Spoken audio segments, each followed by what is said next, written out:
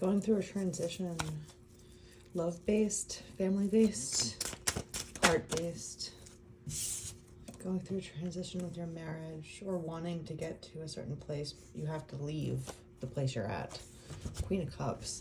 So you wanna be in a place that makes you happy. You also want to be in a place where you can freely love people around you without having to be on guard, like maybe the Queen of Swords would be. You want to be in this Queen of Cups feeling, and also with the Ten of Cups here, this is where you're going, right? But you have to leave the apathy behind. You have to transition. You have to move forward. You have to leave the past behind. Turn your back to it. Take what you will and leave the rest.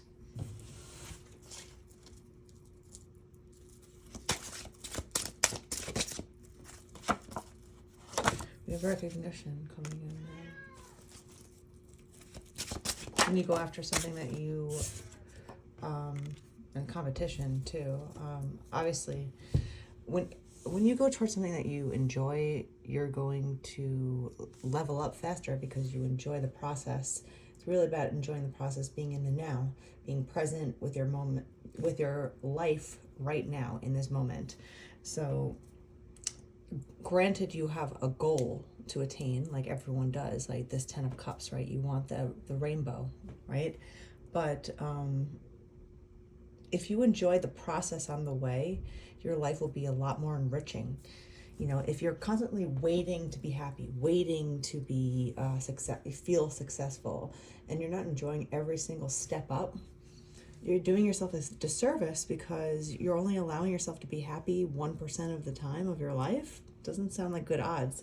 So when you enjoy the process, even the muck of it, like even if you hate it and it's very irritating, right? If you could just laugh at it and enjoy it for just knowing that this too shall pass, you know, staying in the moment of things, you'll be recognized and you'll shine in a way because you're being authentically you with what you enjoy. Also, when you level up and you start to be recognized, you're also going to attract moths, right, to your flame. You know, a bright light can attract a lot of insects. So you have to expect to be able to, you know, hold your ground with certain people, have boundaries, or learn to express yourself in a way that stands up for your beliefs. You know, you have to protect yourself as well. Okay. So now you have the Six of Cups. Maybe there's something about going back to your roots with what makes you happy. You know, something that you forgot that you liked to do when you were a child, and now you're revisiting that as an adult, and you almost forgot that you loved this so much. It could be a thing, you know, that you do. It could be a hobby. It also could be a person, and you totally forgot about somebody, and now all these, you know, your memories of the past are flooding into you. But you've had a lot of loss. There's a lot of loss, apathy, right? You know, you've transitioned from a lot of heartbreak. But going from the Five of Cups to the Ten of Cups, you have your eye on the prize. Like, you're not looking back too much. Like, you're not, which is good because you're not fixated on the past.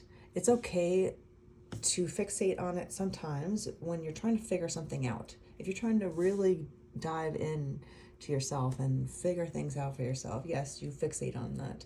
But then once you figured out the thing, and now you're just reveling in it, and you're causing yourself agony for no reason, that's where some people get stuck in their process of grief. But I don't see that with you. Like, you've definitely had a lot of loss and grief here, heartbreak, unwelcome, right? It's never welcome. But you're picking up the pieces and you're moving on to brighter pastures, and you're learning how to be yourself again. What else?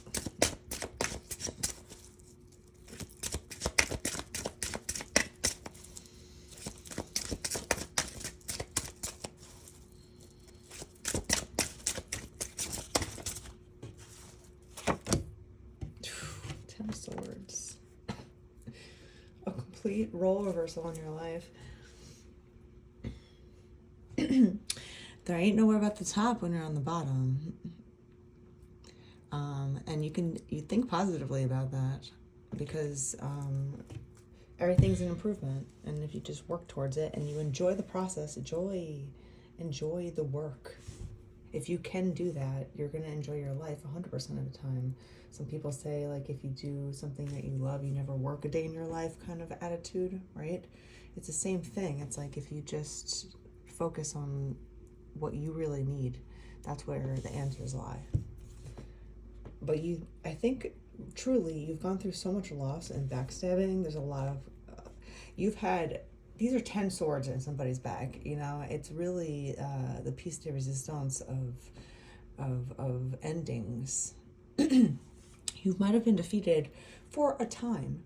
This is the thing about winners and champions. You might be defeated in a battle, but if you decide not to give up and continue forward and continue fighting, you never really lost. You just took a break.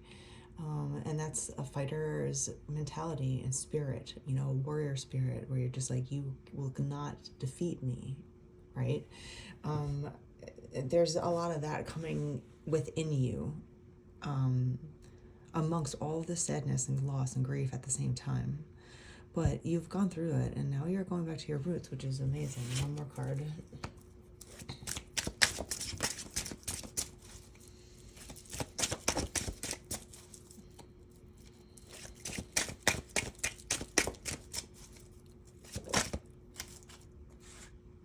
Resilience, the wounded warrior, baby.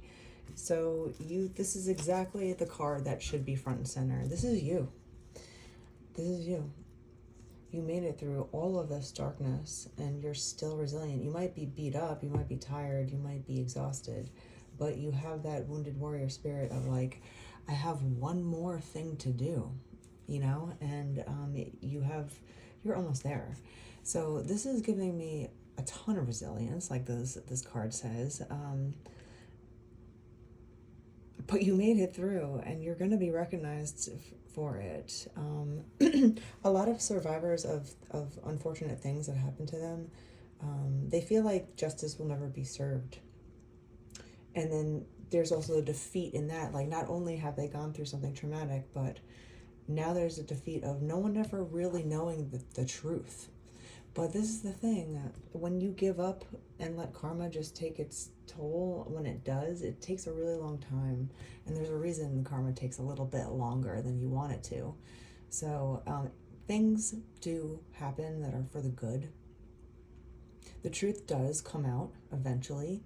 But at that point, when it comes out, this is the actual joke of the universe. When the truth actually comes out, where you feel really justified, right? In knowing that there's other witnesses and other people that can justify you. You're not going to even care anymore, because you moved on so far. You don't even care. You put it to bed. You made peace with it by yourself. And that is also a very warrior-like spirit. It's actually a pretty beautiful energy. You're definitely tired, and you're still healing, but you're gonna definitely make it through, without a doubt. So let's just see one thing with this.